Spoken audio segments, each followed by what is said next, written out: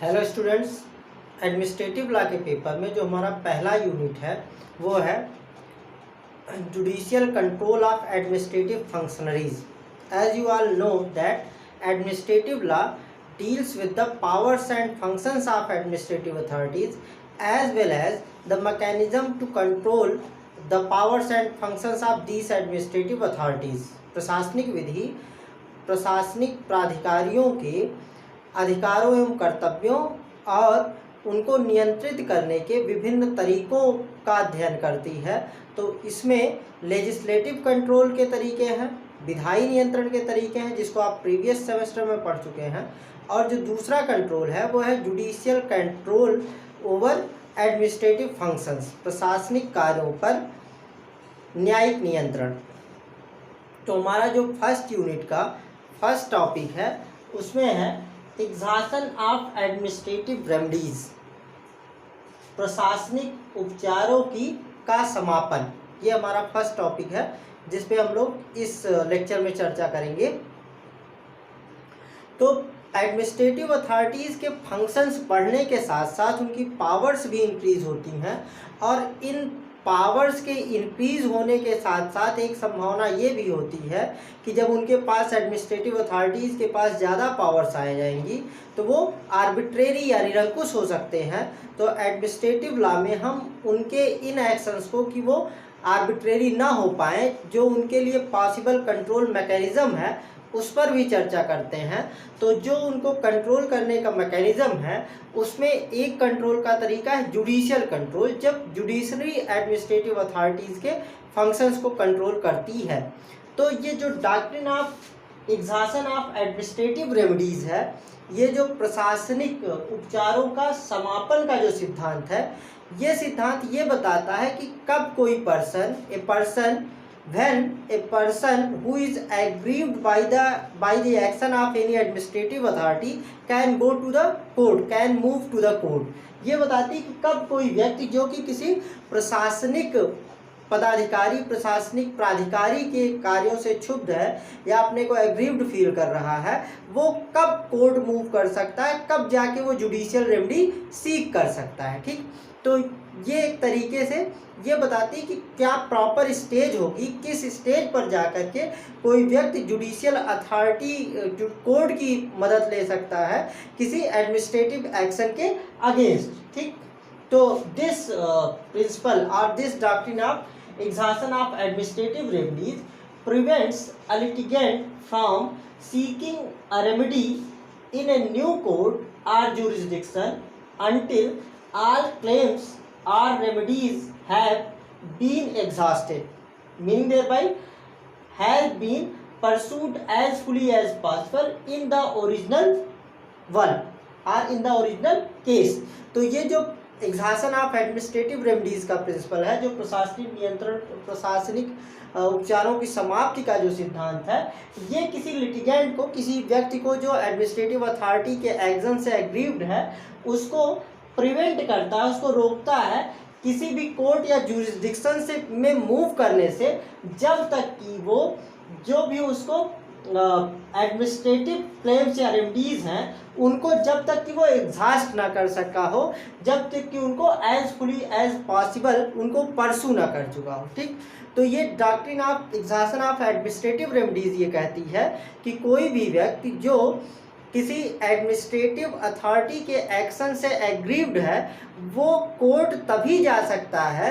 जबकि वह व्यक्ति उसको जो भी एडमिनिस्ट्रेटिव अथॉरिटी के एक्शन के अगेंस्ट, जो भी उस एडमिनिस्ट्रेटिव अथॉरिटी का जो एग्जीक्यूटिव फंक्शन को कंट्रोल करने वाला जो मैकेनिज्म है, वो जो उसको रेमेडीज़ प्रोवाइड करता है, जब वो उन रेमेडीज़ को एग्जॉस्ट कर चुका हो, मतलब जो भी रेमेडीज़ उसको एडमिनिस्ट्रेटिव अथॉरिटी प्रोवाइड करती हैं उनको जब वो पूरा कंप्लीटली परसू कर चुका हो, उन रेमेडीज़ को वो सीक कर चुका हो, तभी वो कोर्ट मूव कर सकता है। मतलब अगर किसी एडमिनिस्ट्रेटिव अथॉरिटी के एक्शन से कोई पर्सन एग्रीव्ड है तो उसको पहले ये चाहिए कि जिस एडमिनिस्ट्रेटिव अथॉरिटी के एक्शन से वो एग्रीव्ड है उसके पास जाए और कंप्लेंट करे। वो अथॉरिटी जब उसकी कंप्लेंट को सुनती है और उस पर कोई डिसीजन देती है, अगर वो उस डिसीजन से सेटिस्फाइड नहीं है, तो अगर वो एडमिनिस्ट्रेटिव अथॉरिटी कोई अपीलेट बॉडी बनाई हुई है, अगर वहाँ पे अपील का कोई मैकेनिज्म है, उस एडमिनिस्ट्रेटिव अथॉरिटी ने अगर अपीलेट बॉडी कॉन्स्टिट्यूट की हुई है, तो उसको कोर्ट जाने से पहले ये चाहिए कि वो उस एडमिनिस्ट्रेटिव अथॉरिटी के एक्शन के अगेंस्ट उसी एडमिनिस्ट्रेटिव अथॉरिटी की जो अपीलेट बॉडी है उसके पास वो अपील करने जाए और वहाँ अपील में अपने पक्ष को रखे, और वहाँ से जो डिसीज़न आता है, अगर वो उस डिसीज़न से भी सेटिस्फाइड नहीं है, तभी वो कोर्ट जा सकता है। वो सीधे, मतलब जैसे ही किसी एडमिनिस्ट्रेटिव अथॉरिटी के एक्शन से वो एग्रीव्ड होता है, वो सीधे कोर्ट नहीं जा सकता है, बल्कि उसको कोर्ट मूव करने से पहले, कोर्ट जाने से पहले उसको ये चाहिए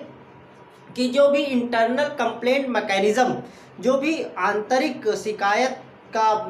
मैकेनिज़्म, जो भी प्रणाली एडमिनिस्ट्रेटिव अथॉरिटी ने बनाई हुई है, पहले उसको सीक करे। वहाँ अगर उसके साथ जस्टिस हो जाता है, अगर उसका ग्रीवांस वहाँ पे सेटल हो जाता है, तब कोई बात नहीं। लेकिन अगर वहाँ जो उसका कंप्लेंट मैकेनिज़्म है उसको फॉलो करने के बाद और उसके अगेंस्ट उसका अपील मैकेनिज़्म फॉलो करने के बाद भी अगर वो सेटिस्फाइड नहीं है, तभी वो कोर्ट जा सकता है अपना ग्रीवांस लेकर के। ठीक, इस पे एक केस देखते हैं हम लोग। ये केस जो है वो अमेरिकन कोर्ट्स ऑफ अपील का केस है और इसका नाम है हार्वे वर्सेस होरान का केस।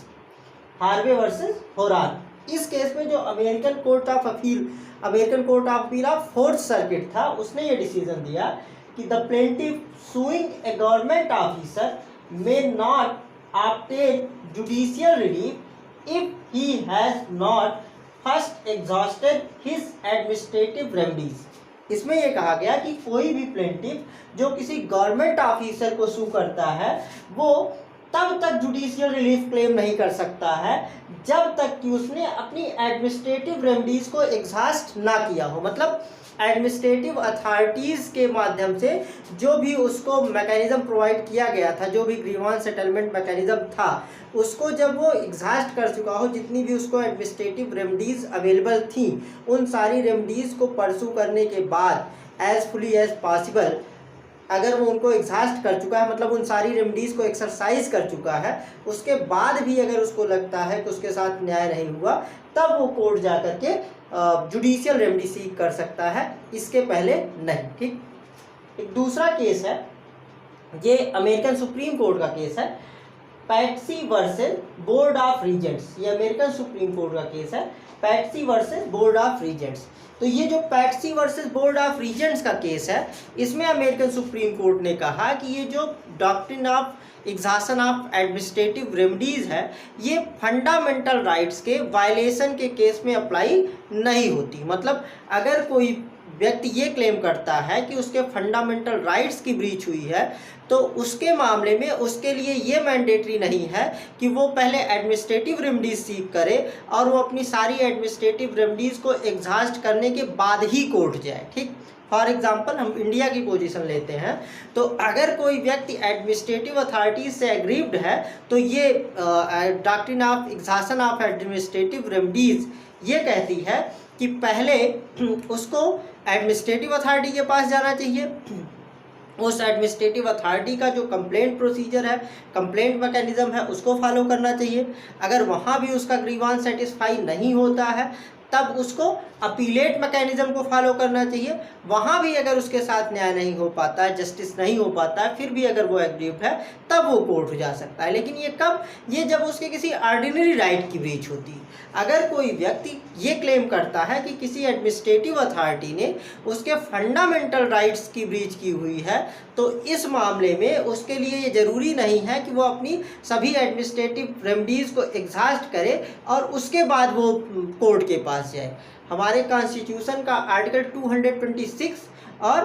कॉन्स्टिट्यूशन का आर्टिकल 32 हाई कोर्ट और सुप्रीम कोर्ट को रिस्पेक्टिवली, मतलब आर्टिकल 226 में हाई कोर्ट को और आर्टिकल 32 में सुप्रीम कोर्ट को किसी फंडामेंटल राइट की ब्रीच होने के मामले में रिट्स इशू करने की पावर है। ठीक, मैंडमस हैबियस कॉर्पस सर्सिवेरी को वारंटो। ठीक, इनमें से कोई भी एक रिट जो एप्रोप्रिएट रेमेडी हो वो इशू करने की पावर है। तो कोई भी व्यक्ति जो ये क्लेम करता है कि उसके फंडामेंटल राइट्स की ब्रीच हुई है, तो उसके लिए ये ज़रूरी नहीं है कि वो अपनी सभी एडमिनिस्ट्रेटिव रेमेडीज़ को एग्जॉस्ट करने के ही बाद कोर्ट जाए, बल्कि वो आर्टिकल 226 में सीधे हाई कोर्ट जा सकता है, या आर्टिकल 32 में सीधे सुप्रीम कोर्ट जा सकता है अगर उसके फंडामेंटल राइट्स की ब्रीच हुई है। तो Patsy versus board of Regents का जो केस है, उस केस में भी अमेरिकन सुप्रीम कोर्ट ने कहा कि if a person claims that his fundamental right has been violated by any administrative authority, in that case he is not required to exhaust his administrative remedy, he can directly move to the judicial remedy। ठीक, इस case में क्या था, इस case में plaintiff ने ये claim किया कि उसको एक स्टेट यूनिवर्सिटी में एम्प्लॉयमेंट उसके रेस और सेक्स के कारण, मतलब पर्टिकुलर रेस से बिलोंग करने के कारण या पर्टिकुलर सेक्स से बिलोंग करने के कारण उसको वो एम्प्लॉयमेंट नहीं दिया गया। तो यहाँ पे अमेरिकन सुप्रीम कोर्ट का डिसीजन था कि चूंकि ये उसके फंडामेंटल राइट्स की ब्रीच थी, इसलिए she was not required to exhaust her state administrative remedies. तो किसी भी व्यक्ति के साथ अगर उसके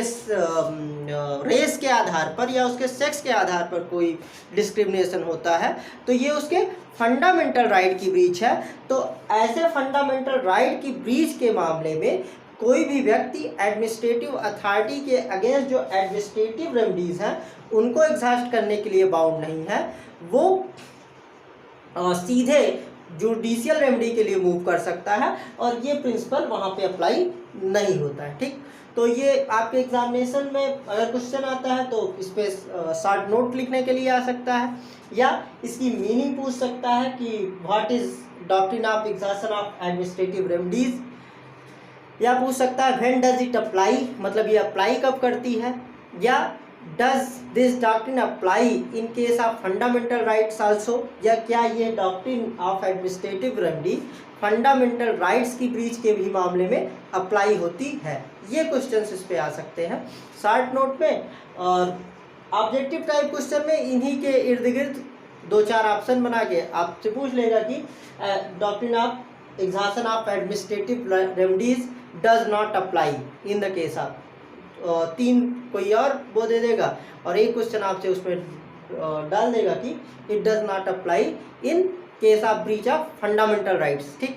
या ऑब्जेक्टिव टाइप में वो पूछ सकता है कि an authority a person who is aggrieved by the action of N administrative authority when, फिर वो 3 ऑप्शन कोई और दे देगा और उसमें से एक ऑप्शन दे देगा when he has exhausted his administrative remedies, या वो ये दे देगा कि